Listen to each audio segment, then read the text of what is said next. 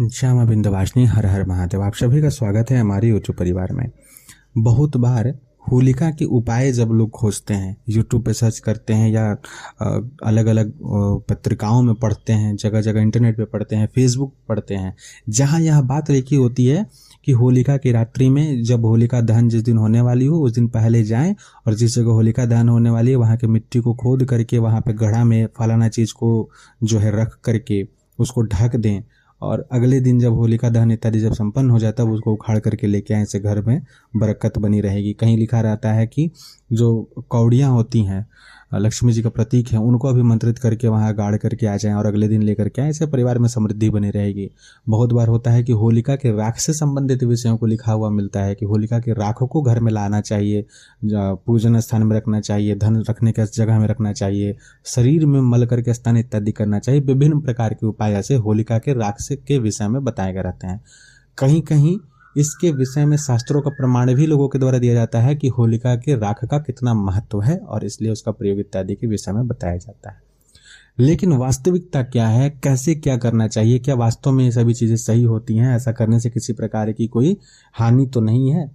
लोग यह तर्क देते हैं कि होलिका की पवित्र अग्नि में वह सामर्थ्य है कि उसने नकारात्मक शक्ति को पूरे तरीके से भस्म किया था, लेकिन जो भक्ति भाव रखे हुए प्रहलाद बच्चे वहाँ बैठे थे, भक्त प्रहलाद थे, उनको उस अग्नि ने जलाया नहीं। यानी कि होलिका नकारात्मकता को पूरे तरीके से नष्ट कर देती है, सकारात्मक चीज़ों को जो है बचा करके रखती हैं, जिससे कि हमारा उन्नति और समृद्धि होता है।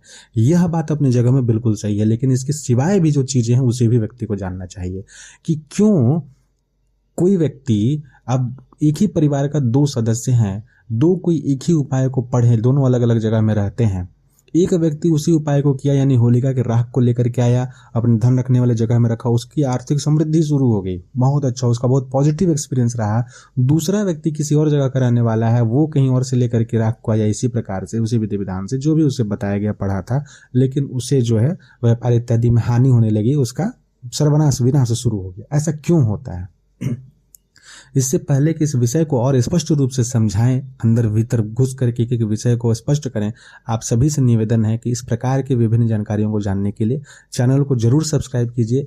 फेसबुक पेज का लिंक वीडियो के डिस्क्रिप्शन में दिया है, आप सभी वहां भी जुड़ें, फेसबुक पेज को लाइक करें, वहां आप मैसेज करके हमसे बातचीत भी कर सकते हैं।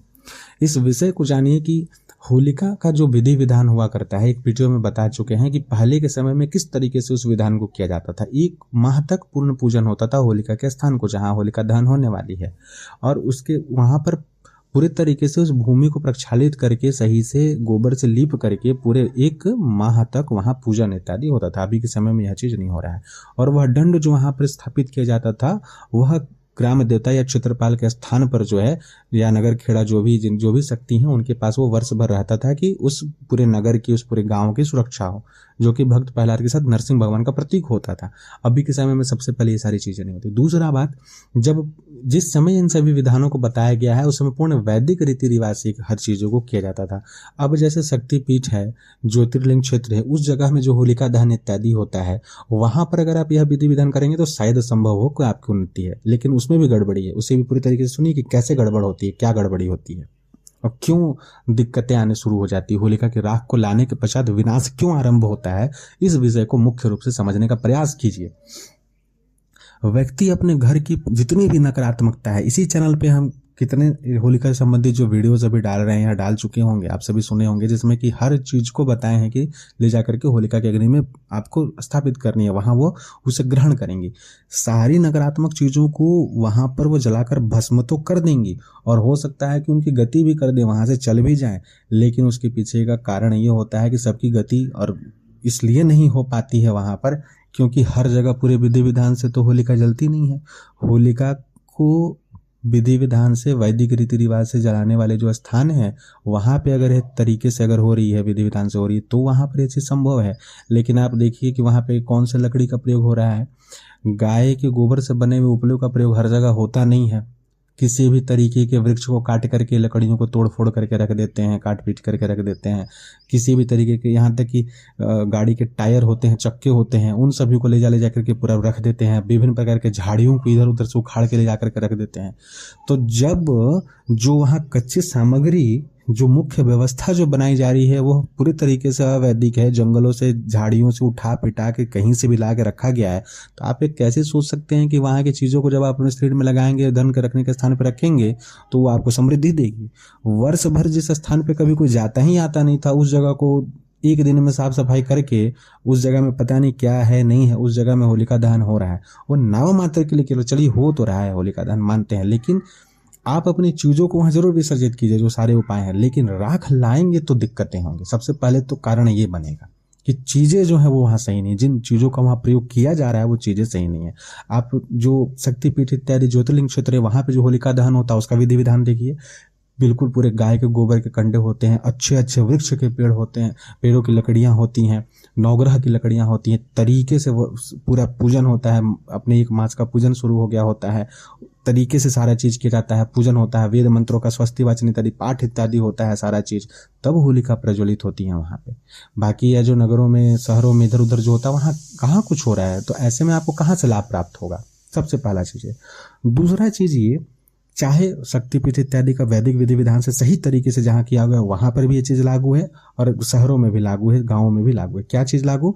तंत्र प्रवृत्ति के व्यक्ति जब होलिका दहन पूर्ण हो जाती है उसके बजाय, जो ये प्रश्न है ना कि खोद करके गाड़ देंगे वहाँ जहाँ होलिका दहन होने वाला है और कौड़ी को ला के रख लेंगे, या मटके में फलाना चीज़ गाड़ दीजिए, ये चीज़ कर लीजिए, वो चीज़ कर लीजिए, चीज़ें सही है, बताई गई विधि सही है, कोई दिक्कत नहीं है, लेकिन अभी के समय में ये प्रासंगिक है कि भैया ये चीज़ें काम नहीं करने वाली, उल्टा आपको प्रभाव देने वाली। कारण क्या है कि जब आप इन सभी चीज़ों को वहाँ रख के चले आइएगा, रात्रि काल में जो तंत्र प्रवृत्ति के व्यक्ति हैं, ध्यान रहे कि होलिका की रात्रि में सबसे अधिक तंत्र की क्रियाएं होती हैं, और उस समय ही मैक्सिमम परिवार जो होते हैं तंत्र से पीड़ित होते हैं। कारण ये होता है, मैं पहले की वीडियोज़ में भी बता चुका हूँ कि होलिका की रात्रि में लोग पूजन पाठ इत्यादि बहुत कम करते हैं, खाएंगे पिएंगे घूमेंगे फिरेंगे, लेकिन पूजन पाठ उस दिन नहीं करेंगे, कोई साधना इत्यादि बहुत कम लोग करते हैं। ये कारण बन जाता है। दिवाली में जरूर करेंगे, बाकी के दिनों में करेंगे, लेकिन होलिका के, भाई होलिका में क्या पूजा पाठ करना हो, ऐश करो खाओ पियो, ये कारण बन जाता है। तो उस दिन जो तंत्र प्रवृत्ति की जो क्षुद्र शक्तियों को सिद्ध करने वाले होते हैं, सारा कारण पहले के वीडियोज़ में बता चुके हैं कि देवलोक से संबंधित शक्तियाँ कैसे उस दिन आती हैं, क्यों फाल्गुन शुक्ल पक्ष पूर्णिमा की इतना महत्व क्यों है, क्या क्या कारण है, सब चीज़ पहले के वीडियोज़ में स्पष्ट बताए हैं। आप वीडियोज़ को सुनिए, बहुत कुछ समझ में आएगा होलिका से संबंधित। तब आप जान भी पाएंगे कि इस दिन तंत्र साधना का इतना महत्वपूर्ण स्थान क्यों दिया गया है, दारुण रात्रि क्यों कहा जाता है, मोह रात्रि, दारुण रात्रि, महारात्रि, इन सभी में एक रात्रि ये जो है निशा काल का क्यों इतना महत्व है। तो उस दिन जितने भी ऐसे व्यक्ति होते हैं, जब होलिका दहन हो जाती है तो सबसे पहला काम जो होता है ये लोग करते हैं, अंतिम जब अग्नि बुरी तरीके से बुझने वाली, राख होने वाला, उस समय ये लोग अपनी प्रक्रिया को शुरू करते हैं। जिस समय अब वहाँ पे वो चीज़ें पूरी तरीके से शुभता में परिवर्तित हो चुकी हैं, सभी चीज़ जल करके अपना संपूर्ण हो चुका है, पूर्ण हो चुका है, उस समय तंत्र प्रवृत्ति के जो उस क्षेत्र के लोग होते हैं अपनी चीज़ों को वहाँ भस्म स्नान करवाते हैं। सबसे पहला चीज़ ये। अब वो किसी भी माध्यम से करवाएं, जरूरी नहीं है कि वहाँ जा करके करवाएंगे, उनका अपना अपना तरीका होता है अपनी सिद्धि का। इसीलिए होलिका की रात्रि में अनेक प्रकार की क्षुद्र शक्तियों की सिद्धियाँ होती हैं।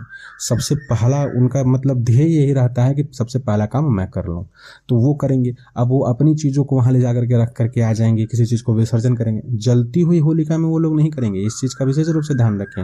जब वो शुद्ध हो चुका होगा, यानी भस्म बन चुका होगा, तब भस्म की प्रक्रिया में उन चीज़ों को किया जाता है जो ये लोग करते हैं। तो और उसमें से चीज़ों को सिद्ध करने की अनेक विधि हैं, उन सभी चीज़ों को वो करेंगे। तो अब वो अग्नि जो भस्म हो चुकी है, जो पवित्र हो चुकी है, उनमें अभी अपनी अपवित्रता, अपनी क्षुद्रता तो डालना शुरू कर देंगे। अब वो कहाँ पवित्र रह जाएंगे। अब वहाँ पर उनको किसी शक्ति का अपना विसर्जन करना है, वो खुद ही परेशान है, वो ले जा करके विसर्जन कर दें कि भाई तुम अब जाओ। अब वहाँ पर उसकी इतनी शक्ति है, इतनी क्षमता है कि होलिका उनको वहाँ से हटने नहीं देंगी, वो तो वहाँ बंध गई। अगले दिन आप गए उसको कोड़े अपना कौड़ी लाने के लिए, कौड़ी के साथ में वो उधर से साथ में आप कंगना रनौत को लेकर के चले आए, घर आ जाएंगी आपके घर में। उसके बाद अगला दिन से आपको कौड़ी में लक्ष्मी जी की जगह में कंगना रनौत दर्शन देना शुरू कर देंगी। आपको पता चलेगा अरे हम तो कौड़ी लाते हैं, यहाँ तो लक्ष्मी जी दिखना चाहिए हमको, फलाना घर में सफ़ेद रंग का पहना हुआ साया पहना हुआ दिख रही है, कोई औरत दिख रही है, ये हो रहा वो हो रहा। क्यों हो रहा है, इसके पीछे का कारण ये बनता है। अब अगर इस प्रकार के प्रयोग, हाँ ये भी जान लीजिए, इस तरीके के प्रयोग अगर संपूर्ण अपने नगर व्यवस्था के साथ होती है तो आपको जानकारी होना चाहिए कि कुछ लोगों की वहाँ पे एक तरीके से समय उनको बांध दिया जाता है कि भाई आप जो है इतने समय तक यहाँ रहो, देखो, ताकि कोई इस प्रकार के घृणित प्रयोग इत्यादि ना करे। ये व्यवस्था बनाई जाती है। लेकिन अगर वहाँ कोई व्यक्ति रहता ही नहीं है, इस प्रकार की कोई व्यवस्था है ही नहीं, तो फिर अगर आप वहाँ पे अपने ये गणित इत्यादि का प्रयोग और ऐसे सुबह लाने वाने का, राख लाने इत्यादि का प्रयोग करेंगे तो आप फिर कहीं के नहीं रहेंगे। आप अगले दिन राख लेकर के आएंगे, रात के समय में कोई तांत्रिक व्यक्ति अपना कोई चीज़ वहाँ पे छोड़ के गया होगा, किसी चीज़ को वहाँ बैठा दिया होगा कि भाई तुम अब जाओ, मेरा पीछा छोड़ो, बस राख आप ला के घर पे अपने मलिएगा, साथ में वहाँ से मैडम जी आकर के वो भी मलना शुरू कर देंगी आपको। उसके बाद अब अगले दिन से आप बोल रहे हैं कि सो ही नहीं पा रहे हैं, कोई गला दबा रहा है, तो आपके साथ उल्टा सीधा चीज़ हो रहा है, सपना में ये हो जा रहा है, तो शरीर कमजोर हो गया। आप समझिए फिर क्या क्या हो रहा है। कारण इस तरीके से होता है। और साथ ही ऐसी भी चीज़ें होती हैं कि अविचार से ग्रसित लोग, जो ऐसे विधि विधान जिनको बताया जाता है, वो भी जाकर उसमें विसर्जित करते हैं अपने अपनी चीज़ों को। तो ये चीज़ें शुद्ध नहीं रह जाती हैं, इनकी प्रवृत्ति वो नहीं रह जाती है कि आप उसको उस विधि विधान से प्रयोग करें और उससे आपको वो लाभ मिले जो बताया गया है। इसलिए मना किया जाता है कि मत करो। होलिका की अग्नि वास्तव में पवित्र है, हर चीज को जला के भस्म करने में समर्थ है। अगर उनके नाम से उस दिन अग्नि प्रज्वलित हो रही है तो यह मान लीजिए कि हाँ ठीक है, उसमें कोई भी चीज होगा वो जल के भस्म होगा। जब वो भस्म बनेंगी तो पूर्ण शुद्ध पवित्र होंगी, लेकिन उस समय आप ला नहीं सकते हैं, ब्रह्म मुहूर्त में लाना है, और उस समय आपको वहां रहना भी नहीं है। जो वहां रहेगा वो लेकर के सुबह आ नहीं सकता है, दूसरा कोई को आना होगा। और अगर वहां पर आप रह गए या नहीं रहे वहां पे, और फिर तंत्र प्रवृत्ति के व्यक्ति आकर के, या अविचार से ग्रसित व्यक्ति अपना सारा उतारा वहां रख करके जब भस्म में चले जाएंगे, भस्म में ही छुपाया जाता है, भस्म में ही सारा चीज होता है। जलती हुई अग्नि का तो अलग प्रयोग है, भस्म अग्नि का अलग, भस्म का अलग प्रयोग है। भस्म वाला विधि विधान जब करके चल जाएंगे आपको पता ही नहीं चलेगा, उसके बाद आप पछताते रहिए जिंदगी भर। ठीक है, तो इसलिए ही इस प्रकार के प्रयोग को करने से मैं मना कर रहा हूं। अपने तरफ से जो सारा विधि, सारा जो चीज था वो मैं स्पष्ट कर दिया कि क्यों नहीं लाना चाहिए। अगर आप पूरी तरीके से आपको जानकारी है तो ही होलिका की राख लेकर के आकर के अमीर बनिए, नहीं तो फिर आपकी जिम्मेदारी अपने हाथ। आशा करते हैं जिससे आप सभी को लाभ प्राप्त हुआ होगा इस जानकारी से। सावधान रहें, सतर्क रहें। जय मां विंध्यवासिनी। हर हर महादेव।